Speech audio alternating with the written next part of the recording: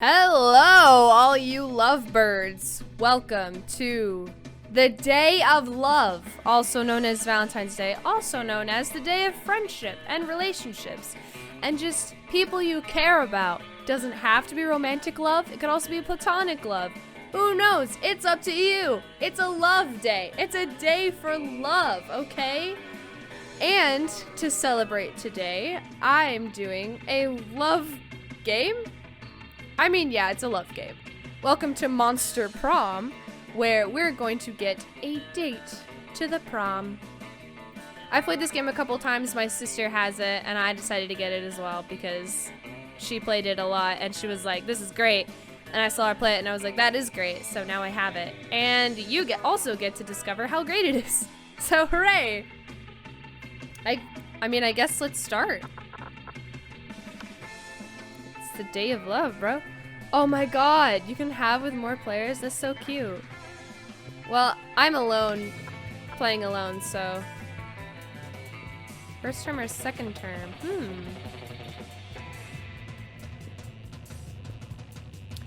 Isn't second term the one with the new people? I'm gonna do second term. Wow. 30 minutes or 60 minutes? We'll do a short game. Ah, spooky high school, the sweetest years of our lives. Back then, we were young and unafraid. Sometimes reckless, sometimes brilliant, sometimes just stupid, but always willing to live life to the fullest. We were on a wild journey to discover who we really were. Who am I?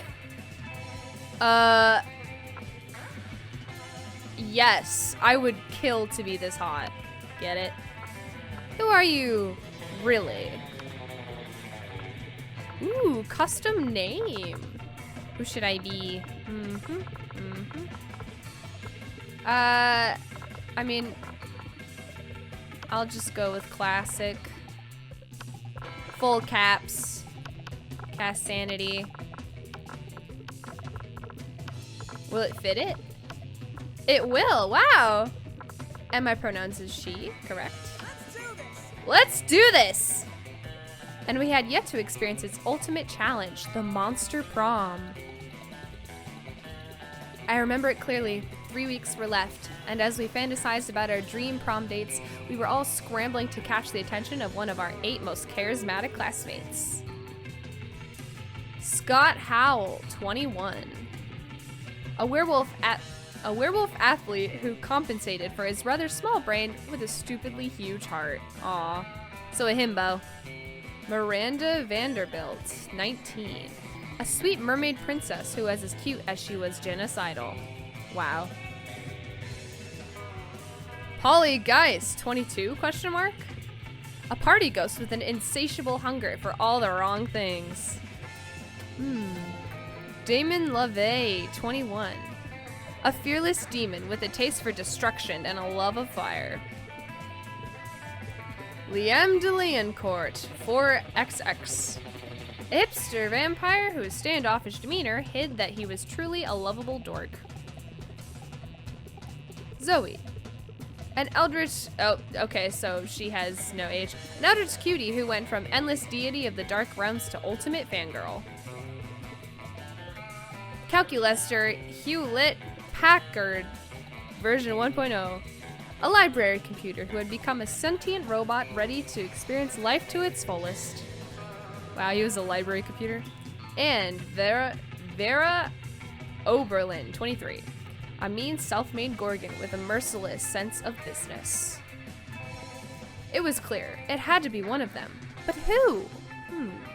We only had 3 weeks to choose our prom date, and even more daunting, we only had 3 weeks to woo them and conquer their heart.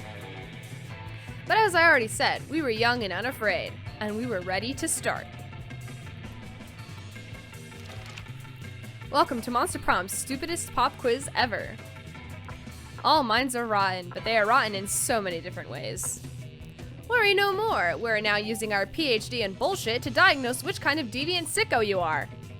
Monster Prom's stupidest pop quiz ever, TM, will throw a bunch of absurd questions at you and turn your answers into your character stats. This way, each of you will start by having stats that better reflect your true selves. Ooh, let's start. You get the chance to produce a movie it's based on. Something about superheroes, but with a love triangle between a beautiful yet somewhat relatable girl, maybe she's always stating she's a mess, and two of the super hot superheroes, which are so like vampires or pirates or both. Instant hit! Two cool guys walking away from rad explosions, and they don't look at the explosions. They don't give a fuck about the explosions. They reflect on life and love, but it is super dope and kick-ass because they do so walking away from never-ending explosions. The most influential Russian novelists of the XIX century have gone nuts. They don't remember anything about last night and how they can't find manuscript of the brothers Karamazov and Dostoevsky has to deliver it today. I like the two cool guys walking away from explosions. So bold. You've stayed late at office. Okay.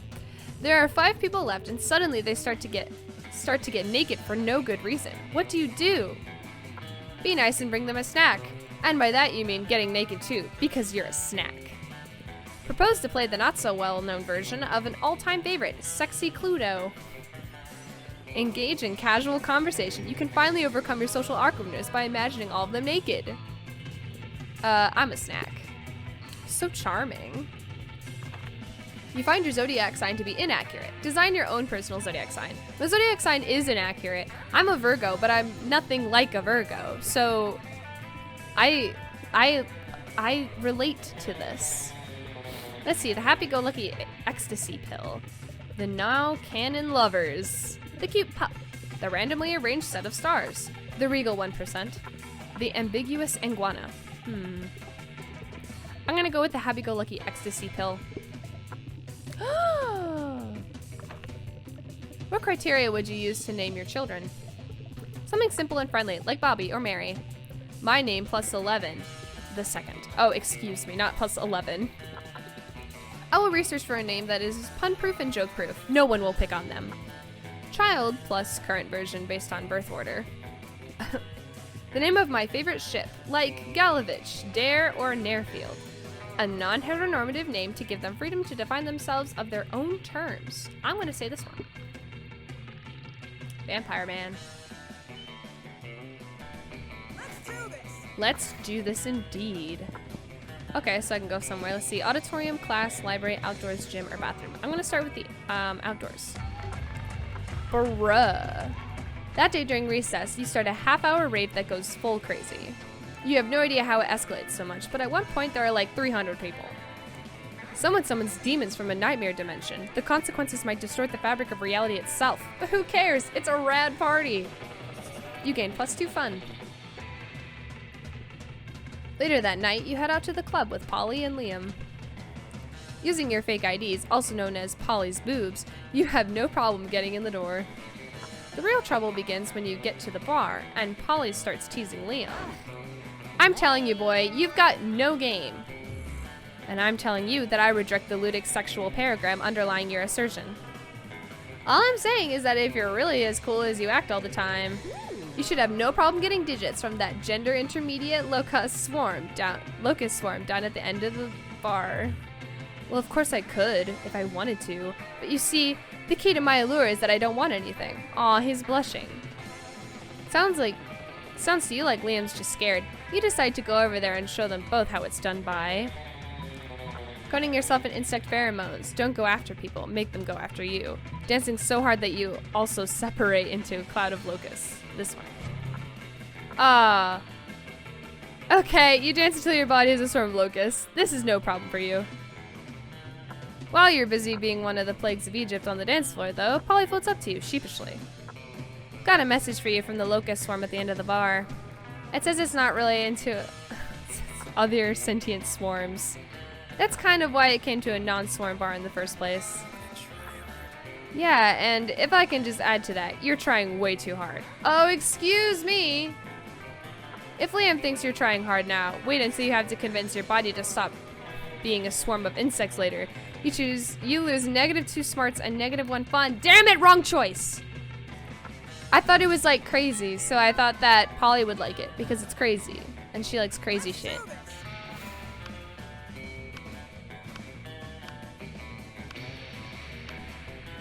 Who do I want to go after? I have to have like an aimed person. I think I'll go after... For me, it's between Polly and I forget her name, the monster girl. I'm gonna do monster girl. Zoe, that's her name. You see it was Zoe and Damien. Damien seems angry, but in a low energy way, which is very weird for him. You feel the urge to chat. Don't talk to me, fuck mice. I have a cold and I feel like shit and I just want to drink my soup and murder someone. What's that adorable little cup you're drinking from? What? This cup is not adorable. It's a trophy that I took from a super buff dude after I killed him. But it says #1 son of all hell on it. Yeah, well, maybe the buff dude was #1 son of all hell before I killed him and took his soup mug. Shut up, don't look at me. Okay. Well, if you have no sentimental attachment to it, I guess you'd sell it to me for plus 10,000 money.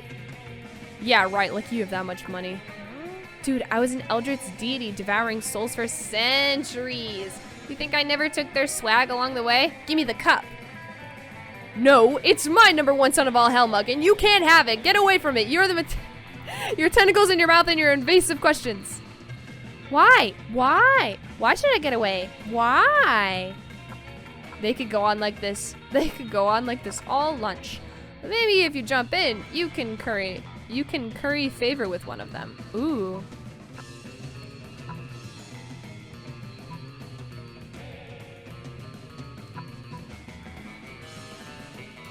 Okay, I'm gonna do this one because I want Zoe. Psst, Zoe, watch this. Of course this cup couldn't belong to Damien. He's the 8th number son. He's #8 son of hell at best. Ooh, I'm picking up what you're putting down, Cassanity. Yeah, I guess you're right. Damien is a pretty lousy demon son. What? No, I'm not. No, I heard that you were. I heard that your dads don't even like you. No, that is a lie. My dads love me. My dads love me so fucking much. My dads love me so much that they had dwarven slaves in the 6th circle of hell for forging me this #1 son of all hell cup. And they gave it to me because they think I'm the #1 son of all hell, and I'll treasure it forever. Gah! Oh man, it would have driven me absolutely insane not to know whether that was his cup or not. Oh, I love when you get to see a glimpse into Damien's soft side. And hopefully you'll get a glimpse of Zoe's soft side on prom night. Ew, no wait, that sounded so skeezy. I take it back. Pretend I said something nice about our favorite Eldritch cutie pie instead. Prom!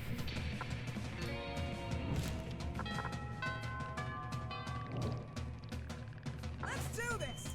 Okay. Where would Zoe be? Bathrooms? Bruh. That day you skip class and just hang out in the bathrooms because you respect no authority. I guess some people just want to watch the world burn. Get it? By skipping class and hanging out in the bathrooms. You give +0 shits, but you gain +2 boldness. Meanwhile, Zoe seems to have trapped Polly in some sort of eldritch binding circle. This should be good. Tell me! Girl, where is your chill? I already told you like a million times how I died. Yeah, but each time you told me something different. Tried to fuck a toaster, suffocated by a good booty, gun salad. I've heard them all. But what's the truth, Polly? Huh? Hey. It's none of your business. No, but it is my hobby, and hobbies matter, Polly. Plus, the fans have a right to know. Fans have a right to leave me the hell alone. Secrets are sexy. If secrets are so sexy, then how come God invented Wikipedia? What? You're a god. You know that's not true. Now let me out of this binding cycle. I've got haunted math next period. Sure, I'll let you out if you tell me how you really died. Polly gives you a pleading look. Zoe gives you an excited look.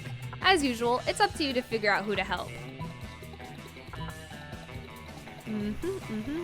Zoe deserves to know the truth. And if I tell it to her, Polly, I will give you a huge bag of cocaine. Yay. Oh, you know that the way my ghost heart is You know that the way to my ghost heart is through my ghost nostrils. Come here, you beautiful horror. Let me give you the gory details. Polly beckons Zoe over and whispers in her ear. Oh wow. That many, huh? But how did the linebackers get out of their... Oh. The entire San Diego Zoo? But where would you even get that much cream cheese? Oh, I see. It was a Wednesday. Well, that pretty much thoroughly answers my question. Now do you see why I didn't want to tell anyone? Oh, absolutely. That is way too hot for public consumption. Your secret's safe with me. Ah, yes! I got to keep my secret and I got cocaine. Score! You're pretty sure Polly told another very not real story about her death, but Zoe's impressed at your negotiating skills. You leave Polly enjoy her newly acquired treat. And you and Zoe get smoothies. You gain +2 charm and +1 fun. We're on our way. We're on our way to Zoe's heart. Let's go. I need virtual girlfriend.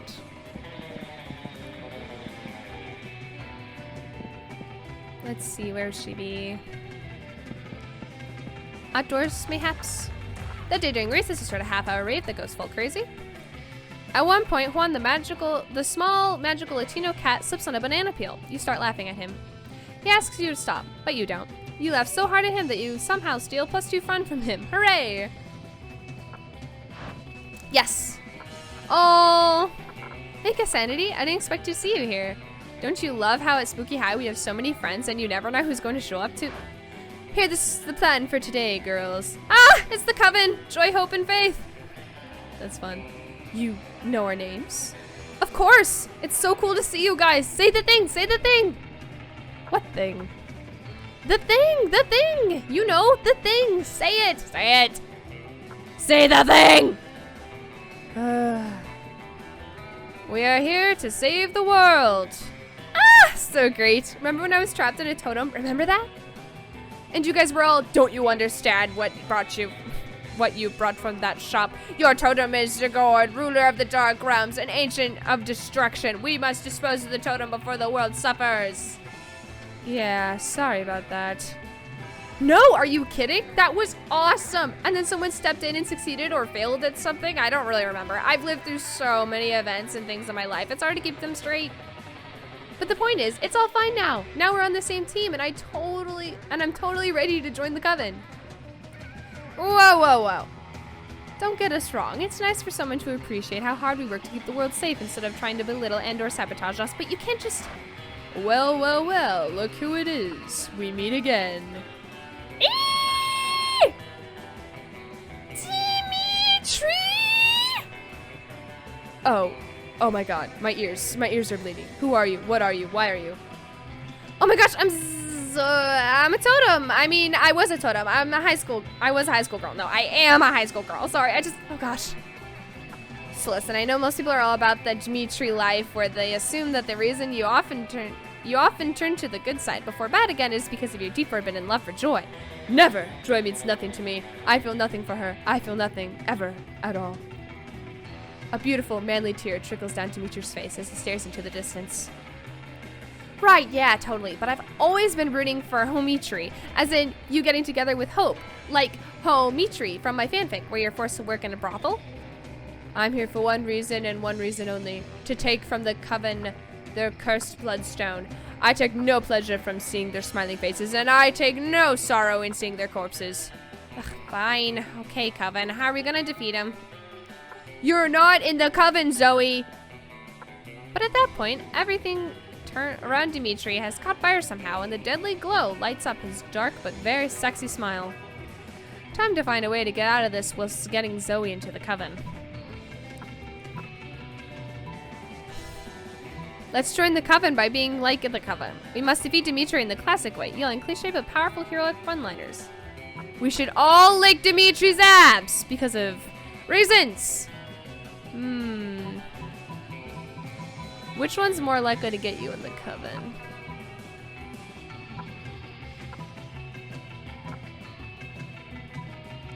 I mean, probably this one. Like, let's join the coven by being like the coven. Right. Yelling things does seem to be one of their most effective moves. That's so reductive of the hard work we do saving the world. You don't care. Most of the work they do interrupts the sweet, sweet prom shenanigans you engage in to try to woo one of your most charismatic classmates, so you jump in with the best Coven impression. Justice will triumph. We're here to save the world. Friends, friends before fiends. Okay, those were actually pretty good. Ha, pretty good indeed. As good is exactly what I intend to destroy. And also I'm very pretty, so there's that. Though your dark soul may try to snuff out our light, we will always light the match of truth and goodness. Ooh, I wanna try. Can I try? Let me try. Vile creature of darkness. Zoe opens her mouth and blood gushes forth, flooding the room. Ooh, and here's another good one. She opens her mouth again and a swarm of scarabs flies into Dimitri. What? No! My precious corporal form! I shall not be eaten by bugs! Not today! These creatures will not consume my flesh. The only way... The way my heart was once consumed by... No! It's in the past now. Never again. Darkness is my calling. That was horrifying. Horrifyingly awesome. Actually, yes. I guess you can be an honorary Coven member. For today, at least. Woohoo! And it's all thanks to you, Kissanity. Can't wait to have more Coven adventures. Wow, that might actually not be terrible, maybe? Did Zoe just make the Coven cool? For now, at least. You know what else is cool? +2 charm and +1 fun. Lunchtime. Let's do this. You sit down with Scott and Zoe just as Zoe cracks open the Tupperware she brought for lunch. You're not sure what's inside, but it sounds like it's screaming. Bros. Whoa, Zoe, what are you eating? Is it pizza? I love pizza. No, Scott, it's not pizza. I'm on a special diet where I only eat Sanity. Ooh, Sanity. I bet that's chock full of protein. Not really. It's mostly chock full of horror. It's better fresh, but that's a lot messier, so when I come to school, I pack leftovers in this Tupperware instead. So smart. What's a Sanity taste like? Well, you know when you're sucking the marrow of the ethereal bone fragments harvested from the carcass of a rival deity you've slain? I don't think I've ever eaten a rival deity. Do I have a rival deity? Is it fireworks? I hate fireworks. No. Let's see. Have you ever drunk a child's tears filtered through its mother's severed scalp while an orchestra plays a tuneless melody on instruments of flesh? I've had pizza. Is that close? Not really. It's more like cashews. Cashews and shrimp. Oh, cool. I knew it was high in protein. Can I try some? Can I? Well, it's not really for mortals. But Scott looks so excited. You've got to figure out a way to resolve the situation.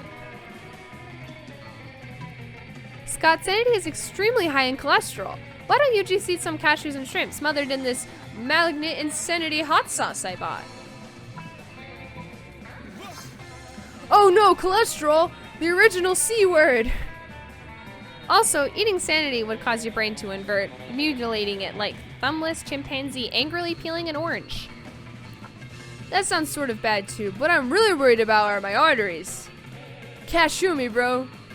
You happily oblige. 1 cashew, shrimp, and weaponized hot sauce cocktail coming right up. Oh wow, this food looks like a tiny crime scene. Down the hatch. It's a lot of hot sauce, Scott. Are you sure your mortal mouth can... My mouth exploded! It caught on fire and exploded! No more mouths for Scott.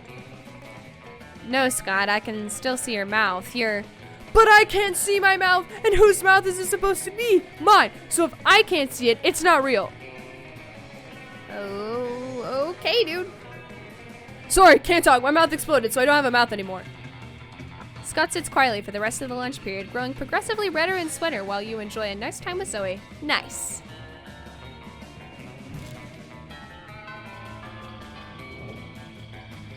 Let's do this. Let's do this indeed. We don't really have a lot of smarts. I feel like we need more fun, so let's go outdoors. That day during recess, we start a half-hour rave that goes full crazy. You're casually chatting with Juan, the small magical Retino cat. You start telling him that hilarious story of what happened last summer at Monster Camp. You know the one. You know which one. The one involving the beehive, the blow-up doll of the president, the penguin mask, and the mystery of the Goblin King. Of course, I know. Slowly, lots of people start joining you to hear this story. By the time you say where the Goblin King was, 100 people or so burst into hysterical laughter. You turn on a mobile app that captures all the laughter and turns it into +1 fun. +2 fun, actually. You're going to help Zoe with her math homework after, but you notice you're surrounded by a crowd of sinister cloaked figures. She seems pissed about it. Guys, stop it! I don't want any dead goats. I'm at school. We understand you perfectly, Lord Sigurd. This is a test. We must bring you even more dead goats to satisfy your dark hunger. What? No! That's the opposite of what I said. I don't go by Sigurd anymore. I'm Zoe, okay? Zoe. Can we take a rain check on that study session, Cassanity? I can't stand to be around these jerks.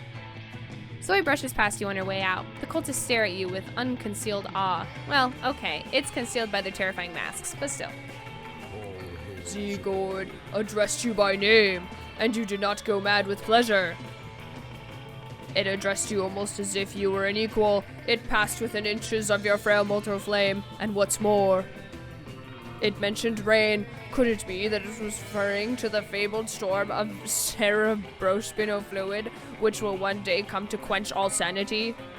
Brothers, sisters, bow down before Cassanity, for she is clearly the prophet of Sigurd.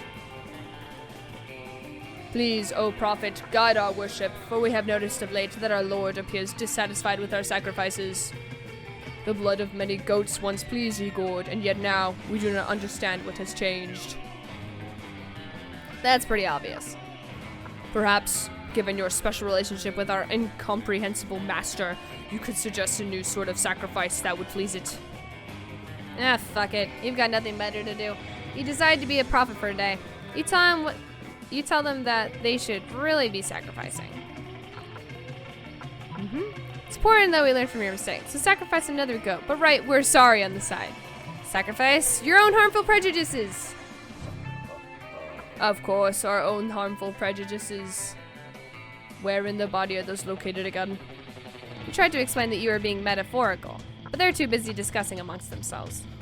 Oh yes, in the pancreas. Break out the sacrificial scalpels. You've never watched a crowd of people cheerfully disembowel themselves before. It's bad. Hey, Cassanity, I realized I forgot my... Sigurd has come. Quick, comrades, shower our dark master with proof of our ultimate sacrifice. Ugh, hey, stop throwing your pancreases at me. Not cool. But it's too late. The cultists are all dead now because cutting out your own pancreas is not a healthy thing to do. Ugh, if I had a nickel for every time a group of my cultists died of misguided organ loss. This is not how I want my life to be anymore. This is so depressing.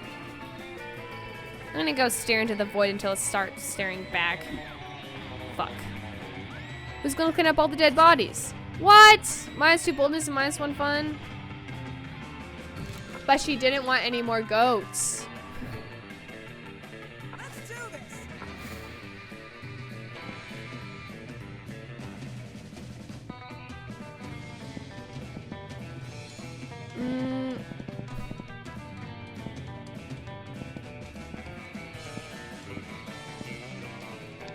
Bathrooms again? That day you skipped class, intending to spend the term in the bathrooms. But you encountered 3 wild hyenas on the way there. Who the fuck runs security here? Anyway, you subdue them with the help of the hair comb. God bless the monster scouts and all their idiotic scenarios they prepared you for. By the time you get to the bathrooms, you've totally gained +2 boldness. Ain't no party like a spooky high bathrooms party, because a spooky high bathrooms party has... Polly's high quality toilet wine! Yes, a classic part of spooky high life. I love it. It's so good to be a part of things. Ugh, I wish more people thought like you, Zoe. My WC wine isn't the hit I thought it was gonna be. Maybe it's because you're brewing wine in a toilet. Nah, that's not it. Thank you, next. Trick question. There's no reason it can't be a bestseller. If you believe in yourself, you can achieve anything. Even selling unsanitary alcohol to the 20-something-year-old high schoolers? Especially that. In the end, WC stand for We Can? No, it stands for Water Closet. Honestly, we don't use the abbreviation WC in Monstropolis, so fuck it, maybe, I don't know. I'm all for using deceitful marketing schemes to trick gullible people out of their money regardless of the quality of what I'm selling, so I'm in. Oh my gosh, yes, I know all about spending too much money on things. You have no idea how much money I spend. Of course I do. I monitor the bank accounts of all Spooky High students. What? What? Continue, by all means.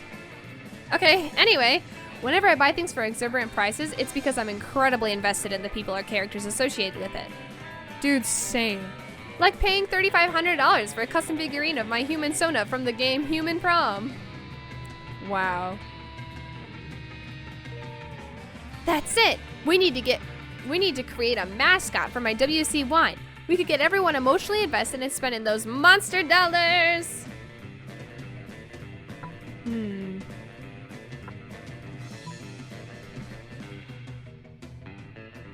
Yes. Not so creative. Yeah, let's find a really great artist to design Wasted Wally for us, and then we can pay them in exposure. No, Scott, the art will be a valuable investment for Polly's wine business, so I'll happily finance this endeavor, as long as I get cut of the profits and the artist gets paid, because artists should always be paid. This is true. And they can have all the free toilet wine they want. I'll put that in the ad I'm posting. Really? No. Aw. I think this is one situation in which it's better than the artist hired. It's better than the artist hired does not sample the product first.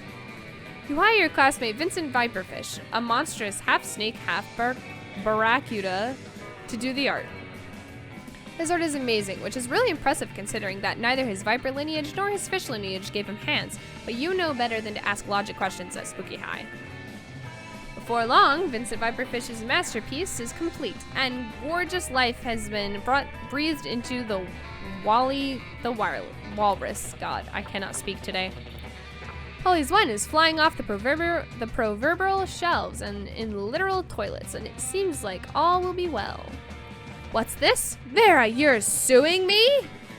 No, Polly, my client, Walter Walrus, is suing you for, let's see, defamation of character, libel, and copyright infringement. That's fair, Polly. This bathroom is just as much as Vera's law practice as it is your brewery. And where I pee. Don't be ridiculous, Scott. You see, Ms. Paulina Geist, Mr. Walrus is a prohibitionist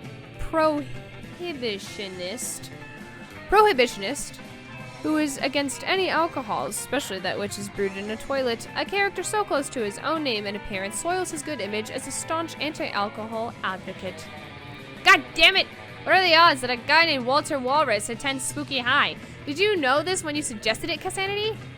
Oh fuck, is that where you got the idea? Whoops. Polly makes you pay -3 money to cover her legal fees to Vera, and everyone is mad at you. What a fun adventure. Aww. Really should have gone the other route. Let's do this. I'm losing all my points. You sit down with Zoe and Calculaster. Zoe seems to have brought some fresh sanity today. That is, she has a screaming man strapped to the table and is currently siphoning his sanity out through his eye sockets. Friend Zoe, I am afraid I must take issue with your current practice. What, eating? Eating in a manner which causes a human to repeatedly scream, "Kill me," while avoiding his bowels and bladder does not seem nice. Are you for real? Look, I was born this way, okay? Well, not so much born as ripped from the fabric of reality itself and animated with equal parts raw malice and the concept of despair. But still, don't judge me. I do not possess the necessary firmware to judge you, Zoe. I do, however, wish that you would find another way to attain sustenance. You can't stand to see these two at odds. Maybe you can convince Zoe to change her ways, or convince Calculaster that they don't need changing.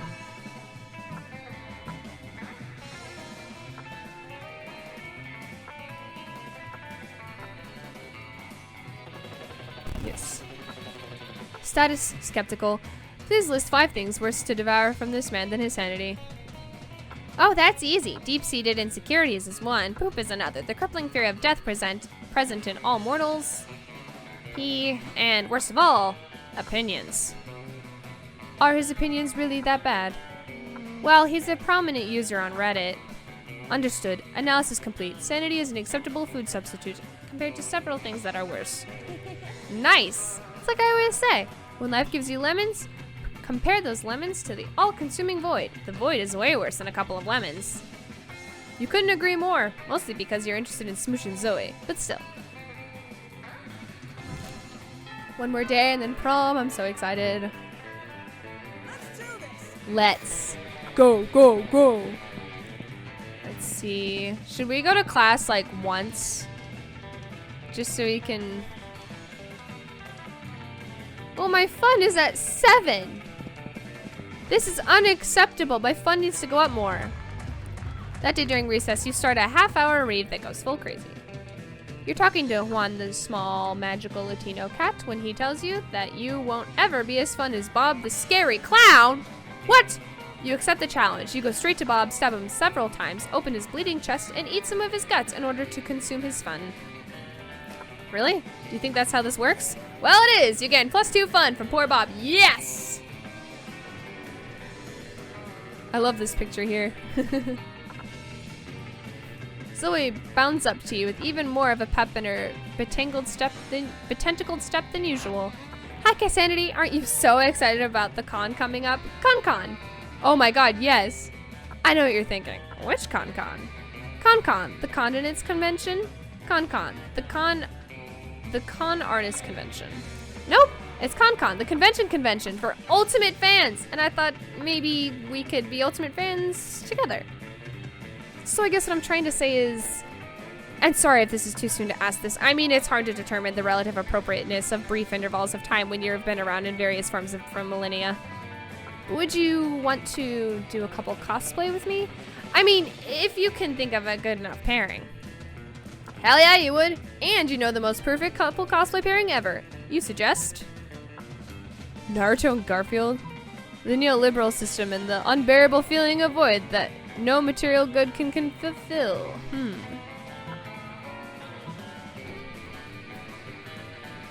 This seems deep. Oh man.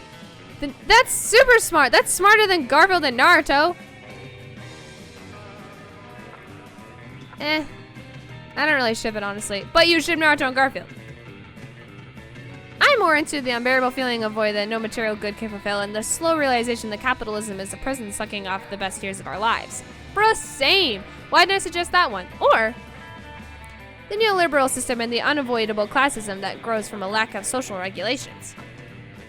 Or I guess my all-time favorite even more than that would just be the classic pairing. I know it's a little on the nose and everyone's into it, but I'm a sucker for the non-neoliberal system in Naruto.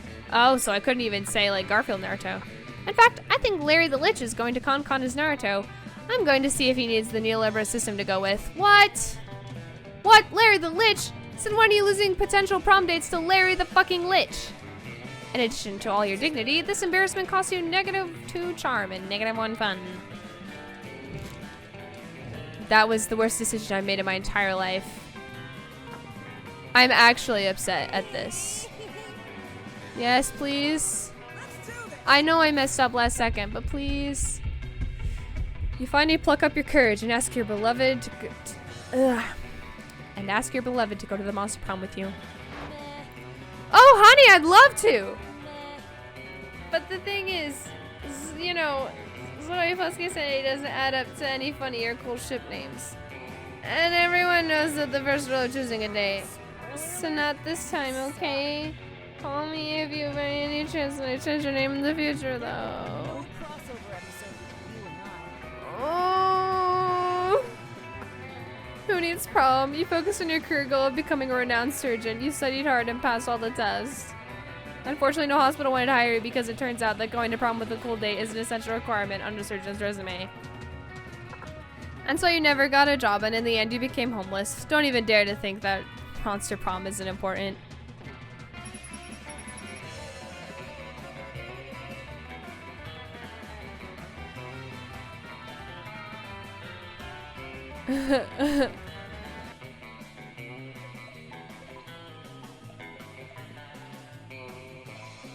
I'm so heartbroken.